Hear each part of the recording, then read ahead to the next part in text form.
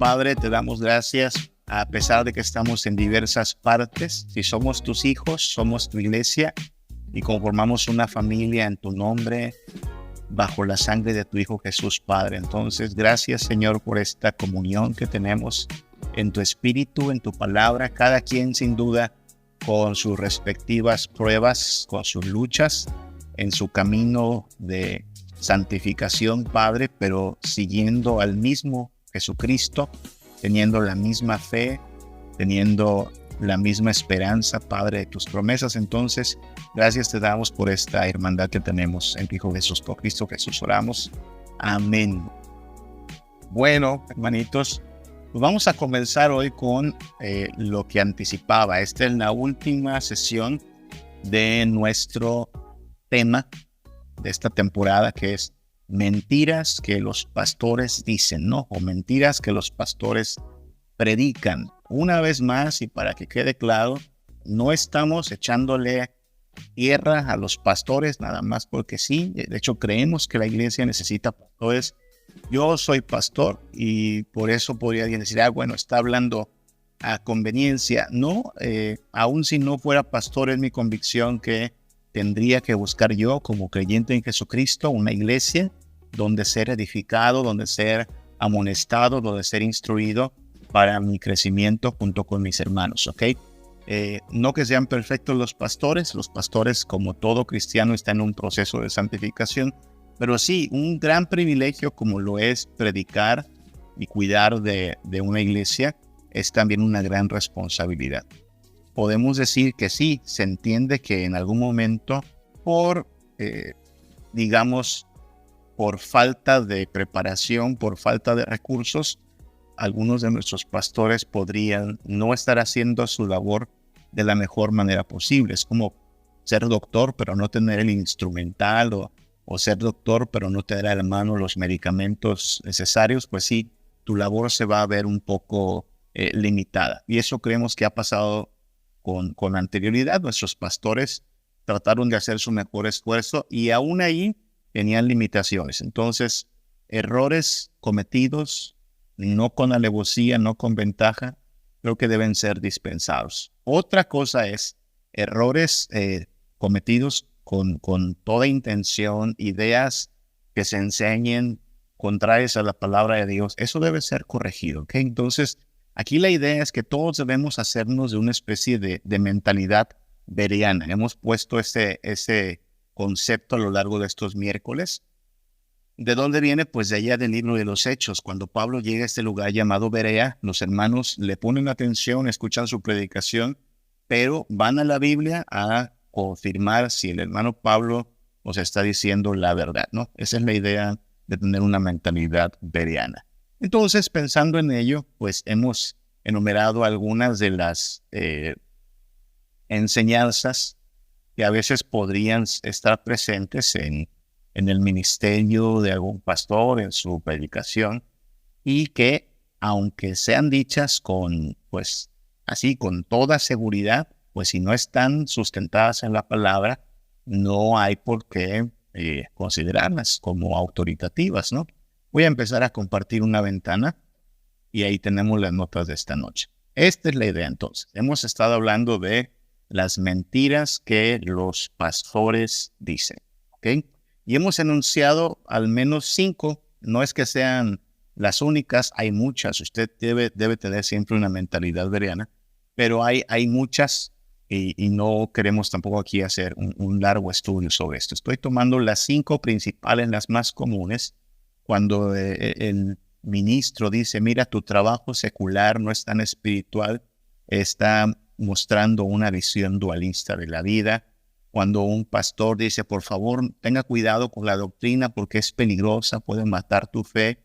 En realidad, la doctrina nunca es peligrosa para la iglesia. La doctrina, al contrario, la doctrina edifica a la iglesia, santifica a la iglesia, depura a la iglesia. Eso sí, la doctrina correcta evidencia a los falsos maestros. Y es por eso que a muchos falsos maestros no les gusta que sus ovejas conozcan sana doctrina porque quedan en evidencia.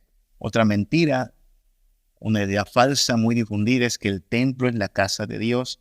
Y esta es una visión reduccionista del cristianismo, ¿no? Como si nuestra conducta debiera limitarse a ser una conducta, como nos enseñaron alguna vez, ¿no? De solemnidad y de reverencia del santuario. Bueno, por supuesto, como es un lugar de reunión hay que guardar cierta compostura, pero no es allí donde principalmente ocurre la vida cristiana. La semana pasada tratábamos este problema de que algunas iglesias ya se ven como franquicias, ¿no? Como una especie de proveedoras de membresía para la gente que quiera tener cierto estatus, ¿no? Y la idea es, pues tienes que comprometerte con la visión de esta iglesia, ¿no? El pastor no es el que determina la visión de la iglesia. Cristo ya determinó lo que quiere para su iglesia y todas las iglesias deberían estar buscando eso. Hoy vamos con esta última enseñanza equivocada, esta mentira en nuestra lista de mentiras que los pastores dicen, que es, yo sí creo que es la más común y al hablar de esto, estoy seguro que mis hermanos de Príncipe de Paz van a sentir, van a estar de acuerdo en que esto es algo que muy a menudo explicamos, decimos acá, por razones que conocerán mis hermanos del Príncipe de Paz. Les cuento, no somos una iglesia que tenga un calendario de actividades. Vaya, típicamente una iglesia empieza a hacer actividades con cierto tiempo de anticipación. Algunas hacen un calendario de actividades, ¿no?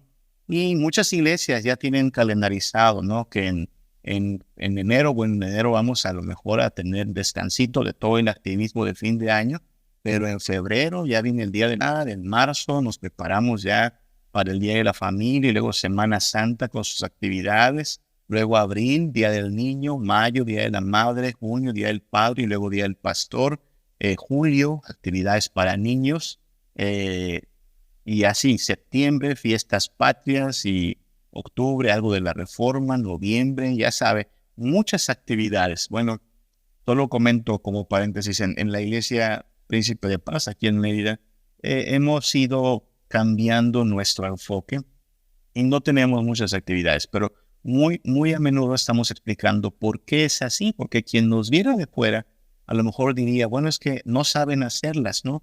O a lo mejor no tienen gente para hacerlas, como si fuera algo que idealmente tendríamos que hacer. La respuesta que damos es, no, sí sabemos cómo hacer esas cosas y sí hay mucha gente que las podría hacer, pero no es el enfoque que queremos tomar. Esto no ha sido personal, esto ha sido expuesto en su momento al consistorio, hemos estado de acuerdo en ello. No han faltado las voces un tanto en contra de algunos que a lo mejor dirán, no, pues es que tiene que haber eso. En un momento explicamos más de ello, pero este es un punto que yo estoy seguro que, bueno, va a ser polémico. Entonces, quiero aclarar, si usted está en una iglesia muy activista, por favor, no tome esto como un llamado a la revolución, ¿sí?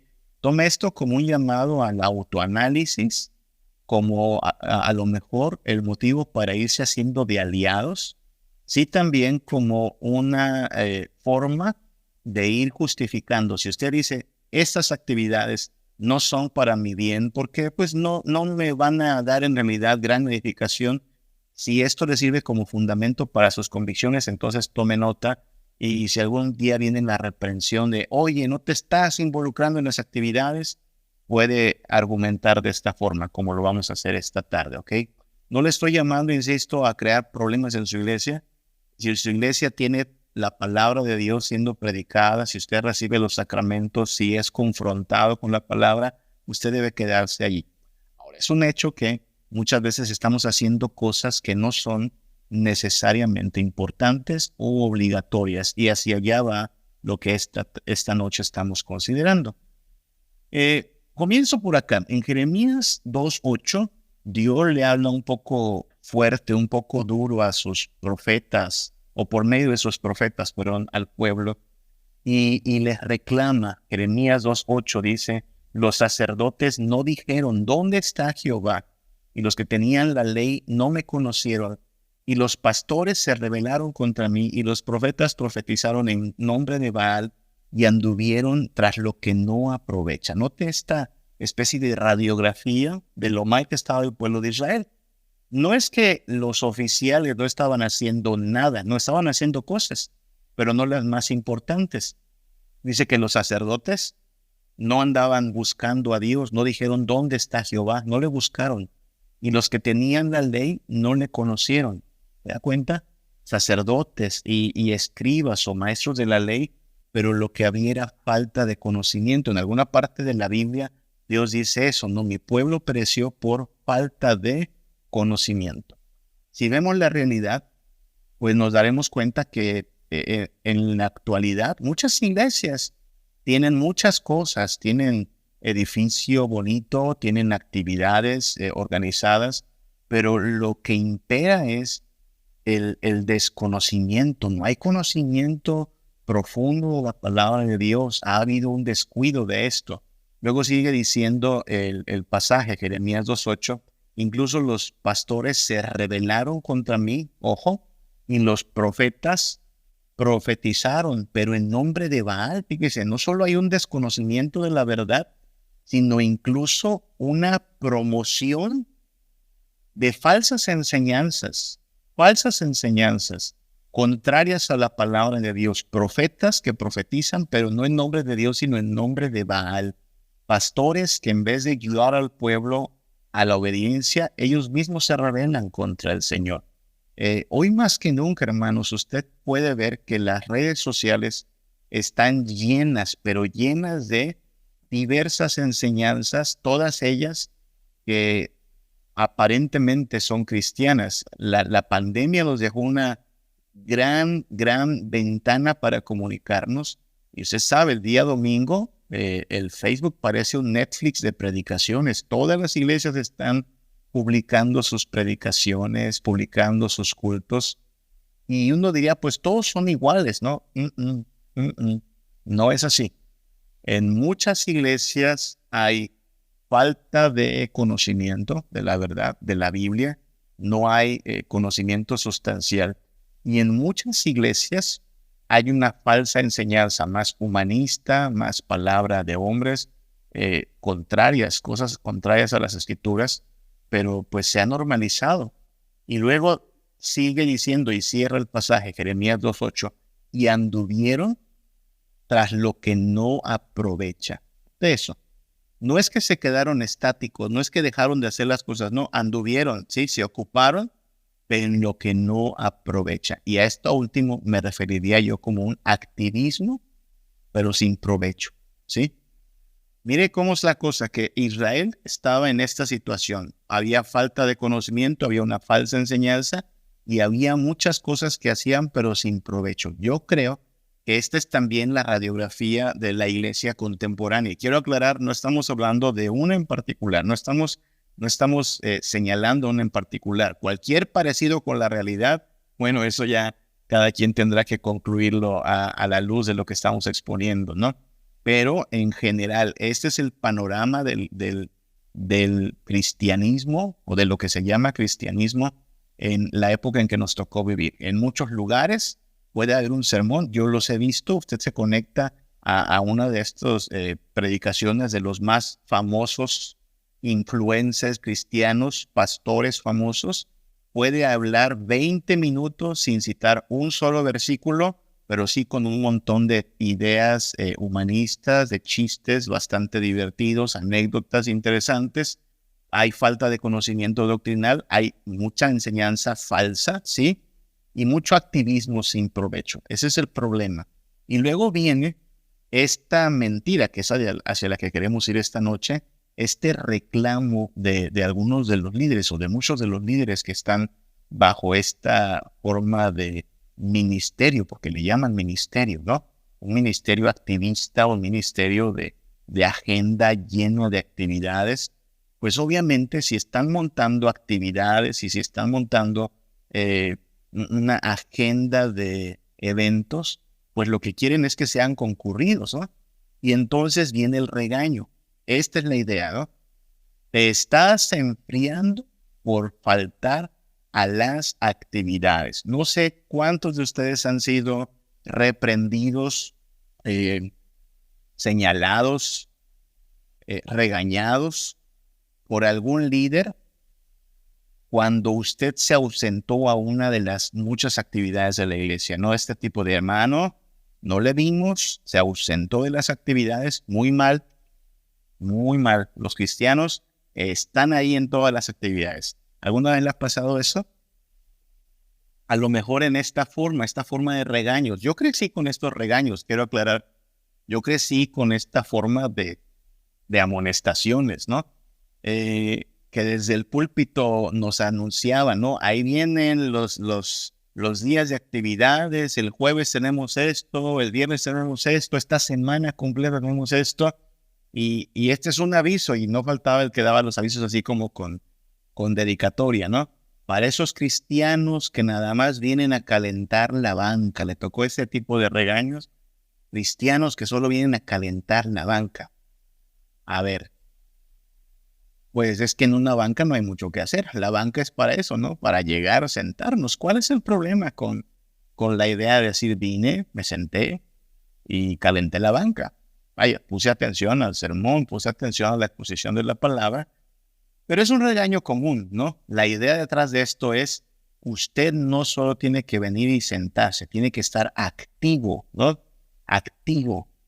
Generalmente también escuchamos esta clase de, pues sí, regaños, ¿no? A esos hermanitos domingueros, nada más vienen el domingo, pero no los vuelve a ver uno en toda la semana, ¿no?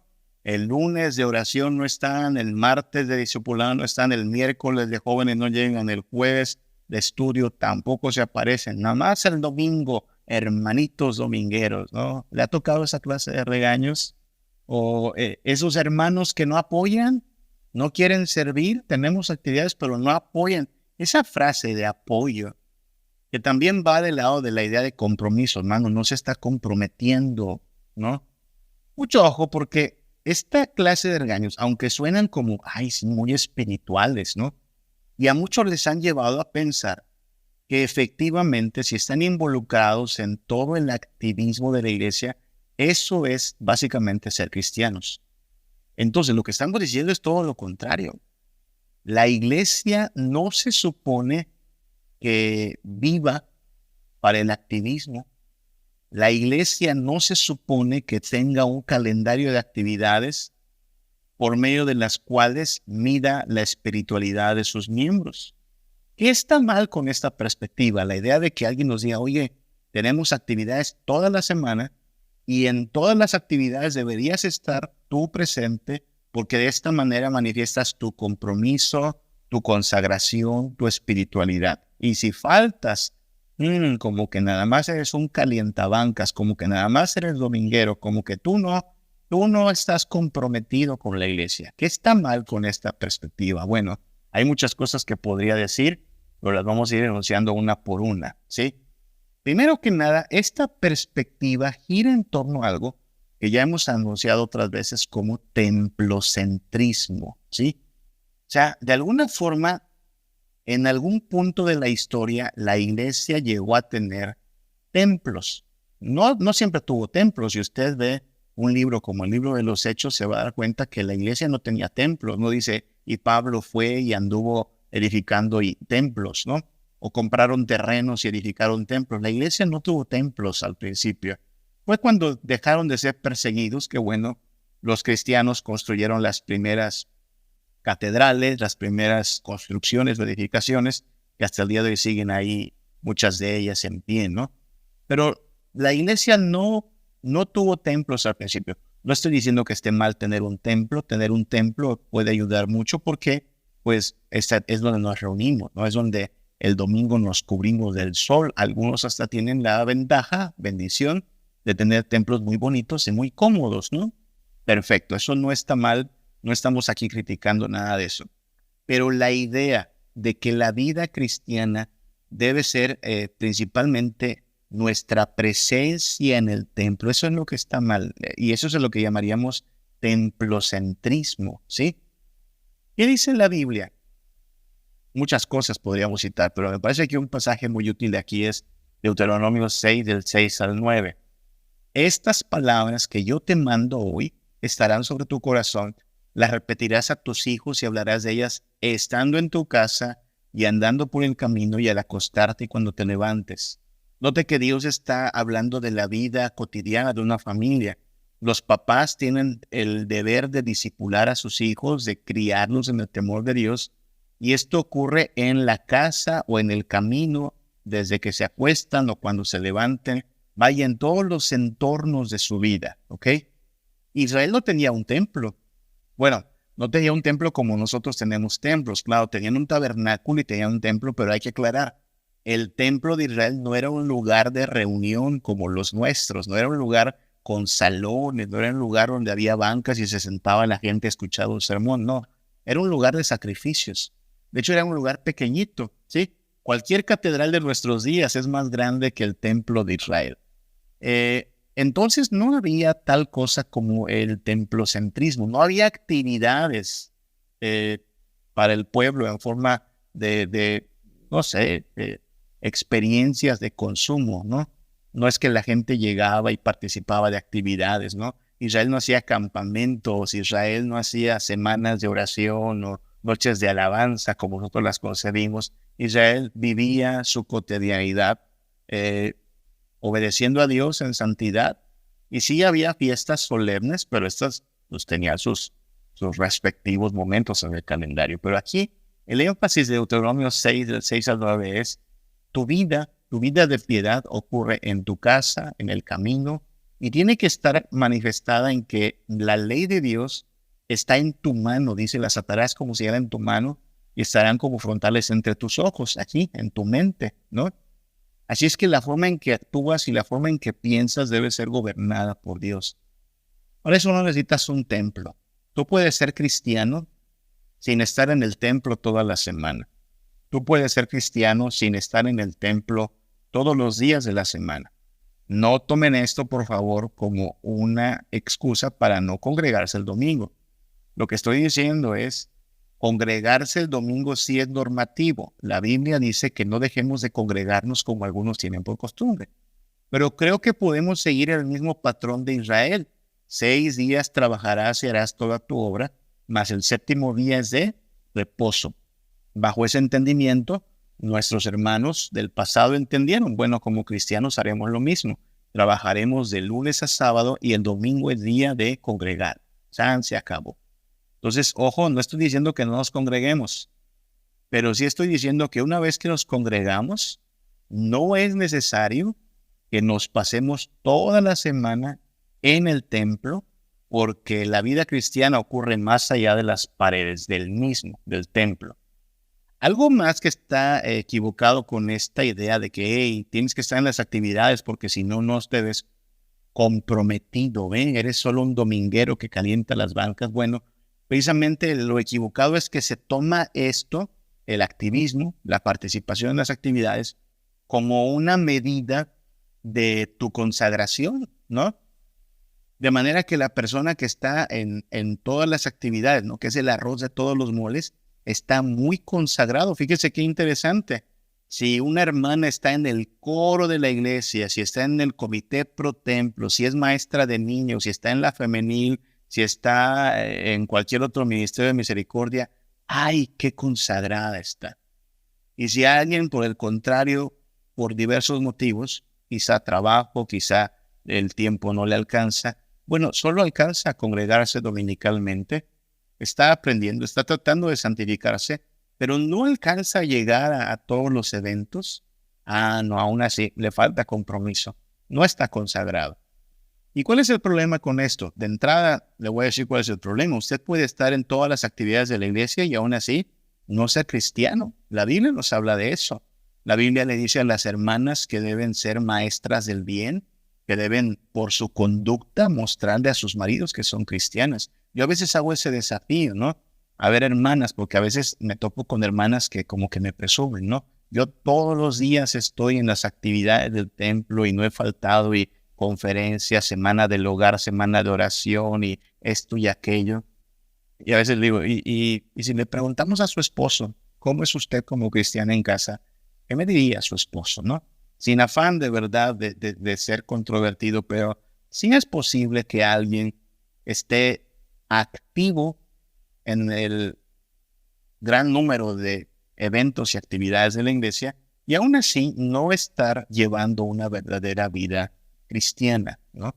Pero como está en las fotos, como está en los eventos, como está en la lista de participantes, es muy fácil concluir, está más consagrado.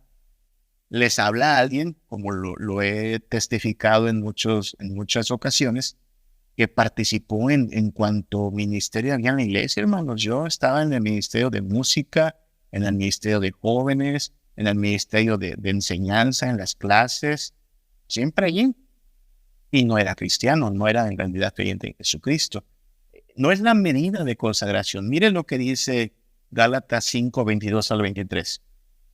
El fruto del Espíritu es amor, gozo, paz, paciencia, benignidad, bondad, fe y mansedumbre, templanza. Contra tales cosas no hay ley. Fíjese qué interesante, porque muchas veces en una iglesia que tiene diversos ministerios y comités y diversas sociedades, ¿no?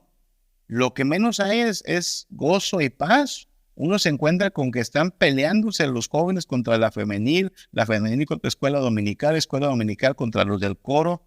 Oye, ¿y dónde está el fruto del Espíritu? ¿Te das cuenta? No, es que para estar consagrado no necesitas estar montado en las actividades. Necesitas ser guiado por el Espíritu. Amor, gozo, paz, paciencia, benignidad, bondad, fe, mansedumbre, templanza. Gálatas 5, 22 al 23. Estas cosas son las que determinan tu nivel de consagración. Si las tienes, es la evidencia de que el Espíritu Santo está en ti. Si no las tienes, Y nuevamente, no estoy queriendo polemizar, hermanos, pero sin querer ser ingenuos ni evadir la realidad, hermanos, por favor. Cualquiera de los que estamos aquí conocemos gente que en su juventud fue presidente de esta o de aquella sociedad, fue director de este o aquel departamento, pero que simplemente dejó de correr, dejó de avanzar, porque estaba involucrado en una actividad, sí, pero no estaba rendido a Cristo. Efesios 4, 30 al 31. No contristéis al Espíritu Santo de Dios, con el cual fuisteis sellados para el día de la redención. El Espíritu Santo, que es el que nos consagra, que es el que nos santifica. ¿Y cómo lo hace? Pues la evidencia será, versículo 31, Efesios 4, quítese de vosotros toda amargura, enojo, ira, gritería, maledicencia, toda malicia. Esta es la medida de consagración. El Espíritu Santo nos va depurando de todo esto que está mal, nos va dando el producir el fruto de su obra. Esto es lo que hace que un hombre y una mujer sean de verdad consagrados a Dios. Si yo estoy en todas las actividades de una iglesia, pero en mi vida no está el fruto del Espíritu, sino que al contrario, soy uno allá al frente, soy uno en la foto, pero soy otro en mi casa, así esté en todos los campamentos, todas las reuniones, todos los eventos, así no se va a lograr la consagración. Otro problema con esta idea de que, bueno, las actividades son algo en lo que te debes involucrar porque pues es lo importante de la iglesia. La iglesia tiene muchas actividades, pero no participas y entonces no estás apoyando, no estás sirviendo. Bueno, el problema está en que esto se muestra como una experiencia de consumo, ¿sí? Y esa es gran parte del problema en la actualidad. Las iglesias lo que proveen son experiencias de consumo, ¿sí? De alguna manera han sido influidas por todas estas ideas de la mercadotecnia, ¿no? Ya sabe, la mercadotecnia es esta rama, creo que de la economía, que lo que hace es ayudar al proveedor de un servicio a conectar con un público, con una clientela y usar las estrategias de las que puede echar mano para atraerlos a su producto, ¿sí? Y claro, puedes hacer eso con la Coca-Cola, puedes hacer eso con tus hamburguesas McDonald's, ¿no?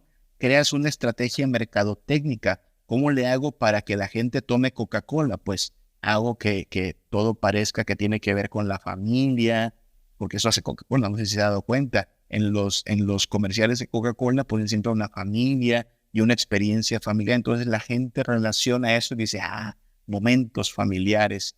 ¿O cómo le hago para vender hamburguesas? Bueno, envuélvela en una cajita feliz y los niños la van a querer. Entonces la iglesia, como si su producto fuera el evangelio, trata de brindar experiencias de consumo, ¿no? y hace algo como eso, ¿no? Da su cajita feliz, ¿no? La cajita feliz de la iglesia dirigida a los niños, y hay otra para los jóvenes, y hay otra para los casados, otra para los solteros, otra para los adultos, otra para los no tan adultos, ministerios a diestra y siniestra, porque la idea es que todos los nichos de consumo, todos esos nichos de consumo sean bien atendidos. Muchas iglesias hacen eso como una especie de menú. Ven, tenemos esto para ti. Por favor, hermano, yo soy pastor. No falta el que cuando apenas me conoce o en algún evento, ¿no?, al cual asisto a dar alguna conferencia, me pregunta, oiga, pastor, ¿y en su iglesia qué ofrecen? ¿No? Fíjese qué pregunta, ¿no?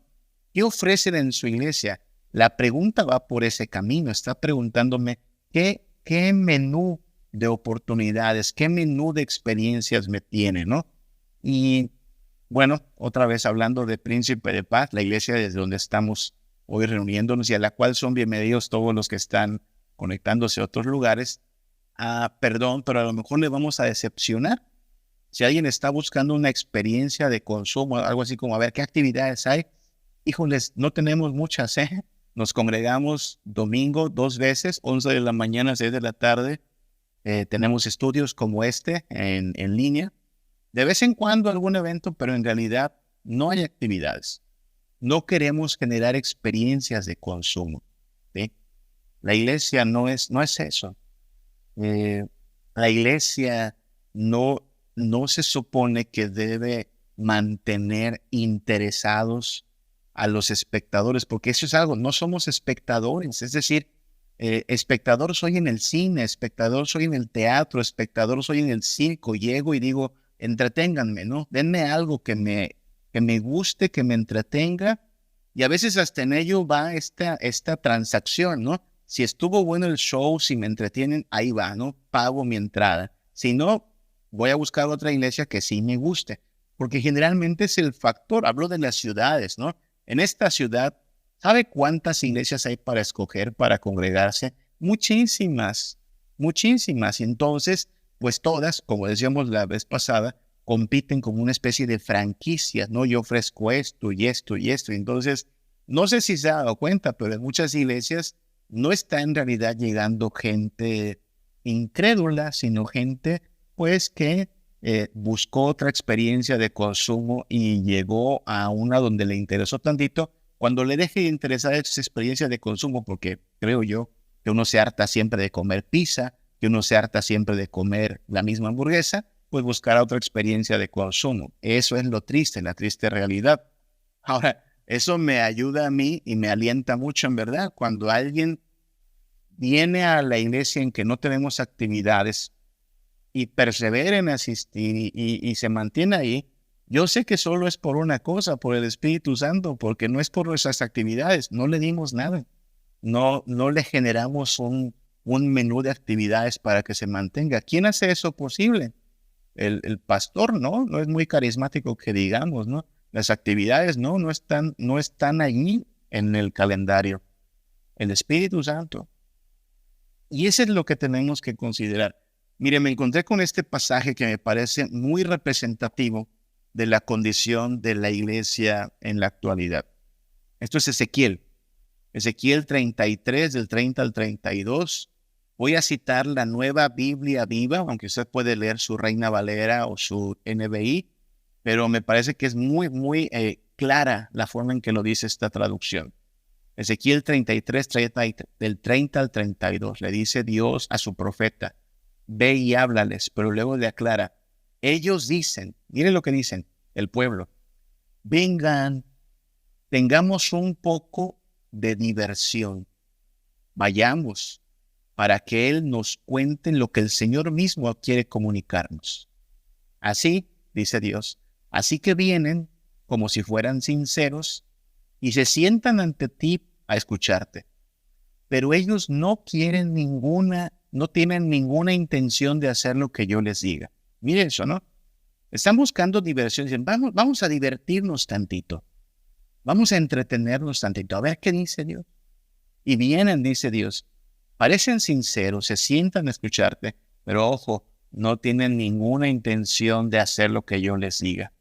Hablan, dice Dios, hablan dulcemente de amar al Señor, pero con sus cabezas están pensando solo en el dinero. Fíjese, hablan de amar a Dios, pero en realidad lo que les llama es cuánto voy a ganar, cuánto voy a tener más en esta vida. Son pensamientos más terrenales que nada, ¿no? Eres para ellos, mire lo que le dice Dios a su profeta. Eres para ellos un entretenimiento, como alguien que canta lindas canciones con una hermosa voz o toca bien un instrumento. Ellos oyen lo que dices, pero no prestan atención a ello. Qué triste, ¿eh? Dios diciéndole aquí a su profeta, mira, Ezequiel, la gente te quiere oír, pero solo para ser entretenidos, solo quieren en realidad pasarse un momento divertido. Les caes bien, pero como un artista, como alguien que habla bonito, como alguien que nos entretiene. Pero lo que tú les dices no van a ponerlo en práctica en realidad. Y dice Mari Chablé, te leo Mari. Conozco una iglesia que realiza convivios cada último domingo del mes, donde celebran a los cumpleaños del mes para dar gracias por las bendiciones de la iglesia. Y armaron equipos en donde los hermanos básicamente dan dinero y el líder, junto con el equipo, básicamente se encarga de cocinar para toda la iglesia y se almuerce después del culto. La justificación es que la iglesia lo necesita y que es bueno realizarlo.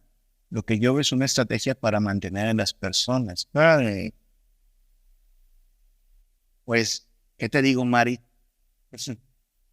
Seamos, y en un momento vamos a hablar un poquito de esto, ¿sabes?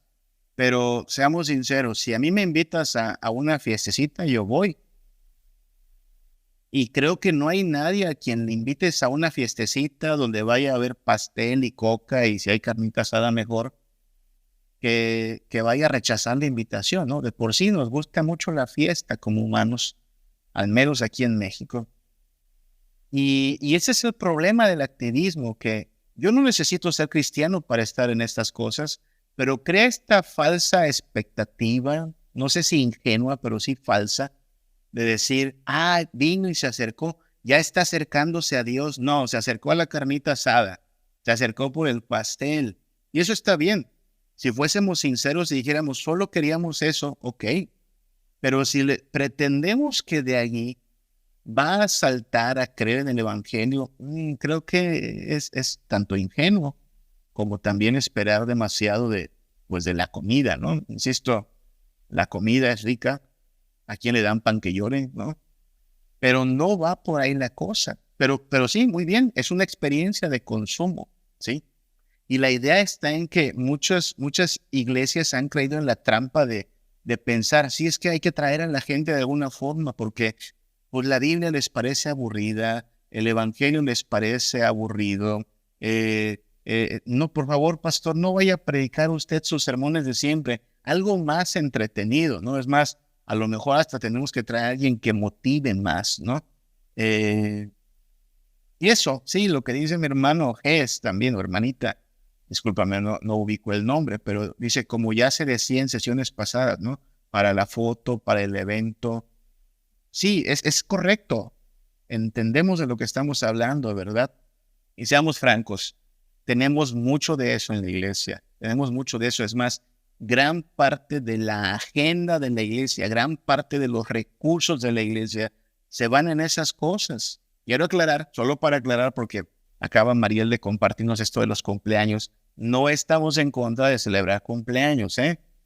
No somos como los testigos de Jehová, ¿no? No, cada quien, si cumple años, haga su fiesta y compre su pastel y haga su piñata, y ahí si quieren nos invita, ¿no? Pero eso sería eso, una fiesta, no es ministerio, ¿no? No estamos en contra de momentos divertidos con las personas que amamos, por supuesto que no. También para aclarar, en Príncipe de Paz no somos anti fiestas, les comento, acabamos de echarnos un rico pozolito ahora en septiembre por nuestro aniversario. Gracias a todos los que colaboran cocinando, llenando piñatas. Estuvo muy bonita la reunión, pero fue nuestro aniversario. En el año haremos quizás solo 3 de estas cosas, ¿no? Vamos a ir preparándonos quizá para diciembre, una bonita celebración en familia. No es echar la casa por la ventana, los mejores convivios son los espontáneos, ¿no? Y en Semana Santa a lo mejor como que tenemos 3 fiestas al año, ¿no? El aniversario, Navidad, Semana Santa. Pero de lo más sencillo, no es que se haga un ministerio sobre eso. Y la idea es, y también participa el que tiene ganas, el que dice, pues sí, órale va, partimos la piñata. Si alguien no quiere, no le vamos a hacer presión ni nada. Entonces, solo aclarando porque hay quien piensa y luego dice, son muy grinches ahí, ¿no? El pastor Samuel es un pastor grinch. No, no, no. A mí invítenme a la pachanga y le caigo. Invítenme a la fiesta y vamos para allá. Pero no es ministerio, ¿ok? No es el enfoque de la iglesia. No es algo que indica nuestra consagración a Dios. Porque, repito, no necesito ser cristiano para ir a una carnita asada. No necesito ser cristiano para ir a una piñata. Y es ingenuo pensar que si vinieron por estas cosas es sinónimo de que están acercándose a Cristo. Ojo, porque hablando de experiencia de consumo, esta es la idea que tienen algunos, ¿no? Que por ahí comienza el discipulado, ¿no? Es que hay que hacer estas cosas para atraerlos y una vez que los atraigamos, ahora sí, aquí está el evangelio. Eso me parece también un poco deshonesto, ¿sabe?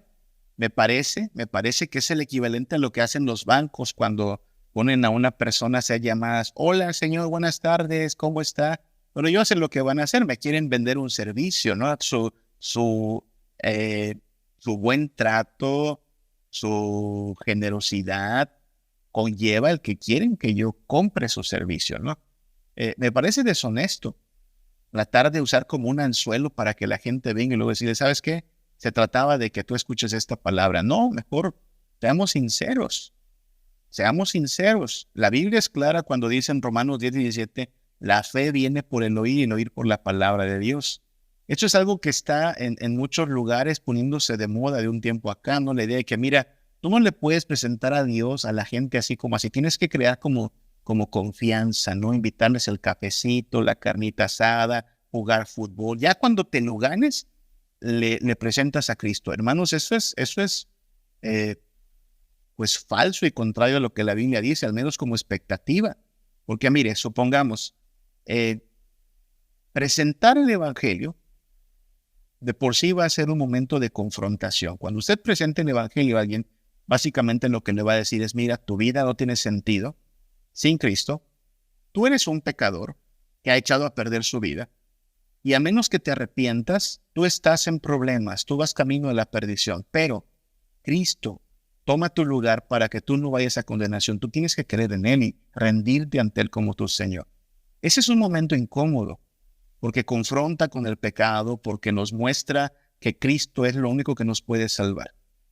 No importa si yo ya me tomé 100 cafecitos con mi amigo, si ya lo invité a 20 carnitas asadas, el momento en que lo confronte finalmente con el Evangelio, si de plano él no quiere creer, si de plano él no tiene intenciones de creer, me va a decir, ¿sabes qué? No quiero.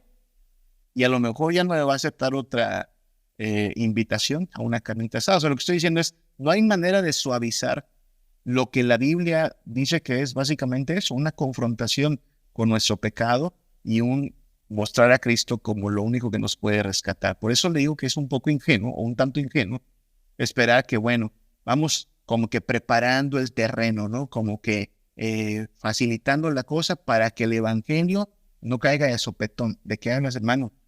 El Evangelio siempre confronta, el Evangelio siempre demuestra y la respuesta es o un sí o un no. Porque la fe viene por el oír viene no por un cafecito, no por una carnita asada, no por un sketch, no por un campamento. La fe viene por el oír la palabra de Dios. Tiene que haber confrontación con la verdad y entonces la persona va a creer en Cristo Jesús. Si no es así, pues estamos confiando más en los recursos humanos, en la metodología propagandística o en la mercadotecnia. Y ahora estoy consciente de que esto es algo que es común, hermanos. Es algo que es común.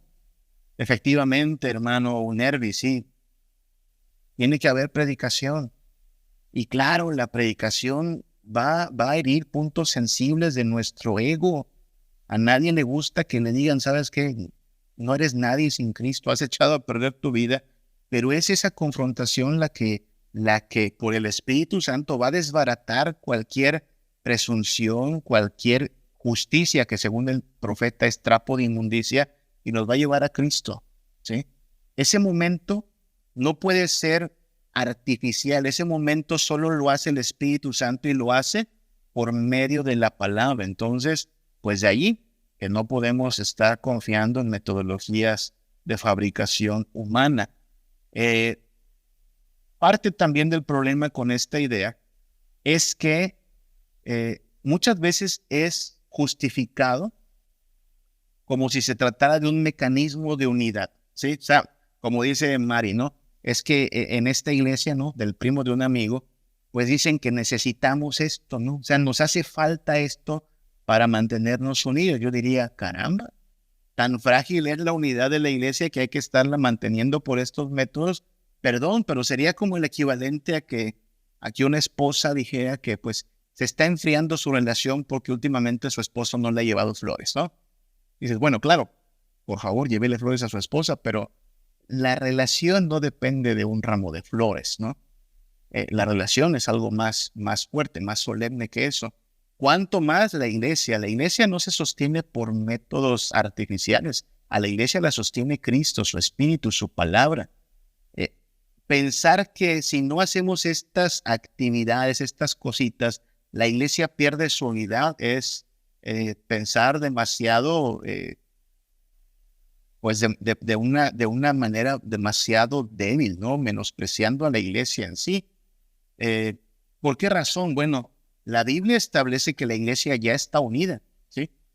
La iglesia no necesita fabricar su unidad, la iglesia no necesita construir su unidad, la iglesia ya está unida. Hermanos míos, a gran parte de ustedes que están aquí conectados, no los conozco, ¿no? No los conozco, pero esta cosa, ¿sí? Ustedes y yo estamos unidos en Cristo y con muchos de ustedes ni siquiera nos hemos tomado una tacita de café, fíjense, pero somos parte de un cuerpo, estamos bajo la dirección de un espíritu, tenemos la misma esperanza, el mismo llamamiento, el mismo Señor, la misma fe, un bautismo, un Dios y Padre de todos, el cual es sobre todos y por todos y en todos. Eso dice Efesios 4:4-6. Si estuviésemos en guerra, quiero pensar que en su casa yo encontraría asilo, porque soy su hermano. Y si estuviésemos en guerra y usted tuviera que venir para acá, usted encontraría asilo en mi casa, porque estamos unidos en Cristo, ¿no? Es decir, que mire qué pobre, ¿no? Pensar que una reunión social es la que genera unidad. El poder del Espíritu Santo es mucho más grande que eso, ¿no? Entonces, es un problema cuando se define la unidad de la iglesia solo en términos de, pues es que nuestras actividades son las que nos mantienen unidos, ¿no? No. Efectivamente, como dice mi hermano Benín, hay que confrontar y presentar el evangelio, claro. Y para eso ya tenemos suficiente espacio para hacerlo, ¿no? Todos tenemos un grupo de familiares incrédulos, amigos incrédulos, con los cuales de por sí convivimos, ¿no? Claro, no estoy diciendo, repito, que diremos no a oportunidades de comunión con ellos, pero no son esenciales para esto, ¿sí? Y mucho menos la iglesia debe ser la que se convierta en esta plataforma de producción de eventos o de experiencias de consumo, ¿no? Finalmente, hemos ido hablando de esto, ¿no? El activismo es generalmente templocentrismo, no debe ser la medida de consagración. El problema es que se vende como experiencia de consumo. No puede ser un mecanismo de unidad porque es una falsa unidad, una unidad artificial. No puede ser sinónimo de cristianismo. Una cosa es el activismo, otra cosa es el cristianismo auténtico. Salmo 1:2 dice que es bienaventurado aquel, ¿sí, no? El hombre, el varón. El versículo 2 dice que en la ley de Jehová está su delicia. Es decir, que anhela y se esfuerza por someter su vida a la voluntad de Dios. Y en su ley medita, nota esto, de día y de noche. Esto es el todo de la vida. Hoy no tuvimos una actividad en la iglesia o en el templo, pero hoy debimos tener en la ley de Dios nuestra delicia y ser agradables a Él en el Espíritu Santo, en obediencia, en conformidad con su palabra. Salmo 55, 17. Tarde, mañana y a mediodía, o sea, en cualquier hora del día, oraré y clamaré y Él oirá mi voz. Lo que nos sostiene es que día a día, donde quiera que estemos, el Señor es quien nos guía. A Él clamamos, en Él confiamos, en Él descansamos. Nuestro cristianismo no depende de un conjunto de actividades, mucho menos de emociones o sensaciones. Nuestro cristianismo depende de un caminar continuo con Cristo, de una relación verdadera con Cristo, ¿ok? Y primera de Pedro 1:15, que habla de la santidad. Ojo con esto. Tal como aquel que os llamó es santo, sed también vosotros santos en toda vuestra manera de vivir. Toda vuestra manera de vivir. Como le digo, es lamentable, pero es una realidad. Y hay gente que puede estar en las actividades de la iglesia, pero no está procurando la santidad en toda su manera de vivir. Entonces, ¿para qué seguir alimentando la idea de que si estás en las actividades, entonces estás consagrado? No, no, no, no.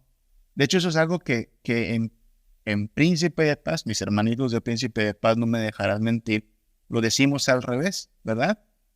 No hay ningún problema si usted es dominguero, ningún problema. Venga a congregarse domingo a domingo, santifíquese toda la semana.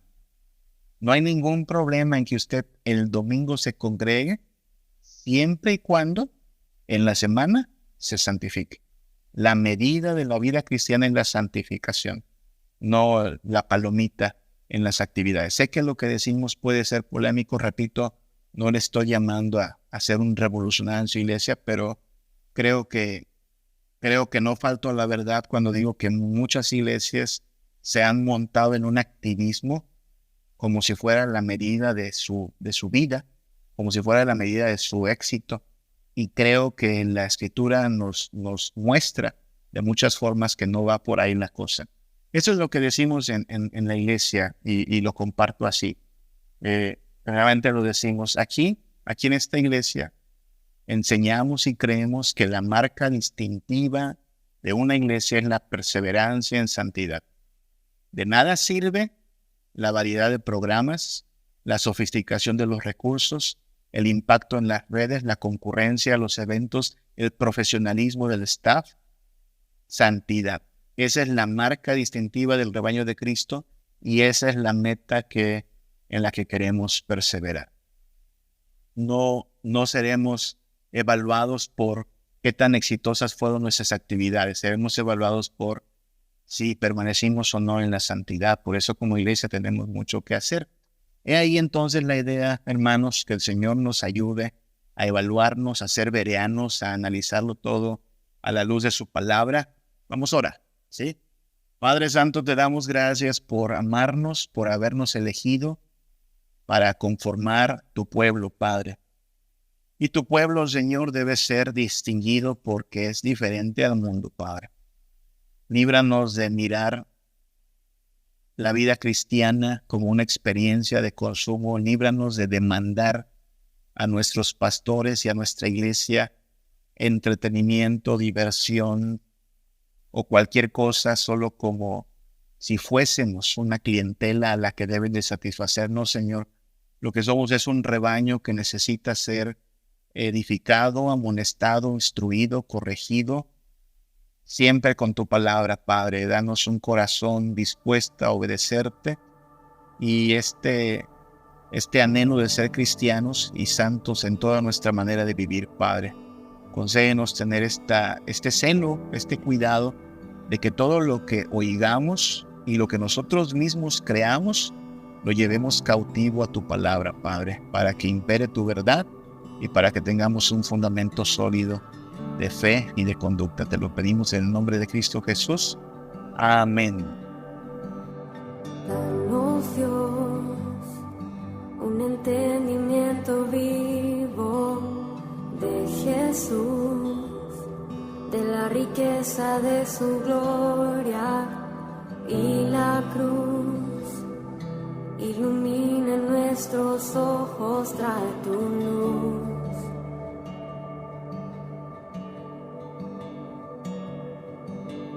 Danos, Dios, un entendimiento vivo de Jesús, de la riqueza de su gloria y la cruz. Ilumina nuestros ojos, trae tu luz.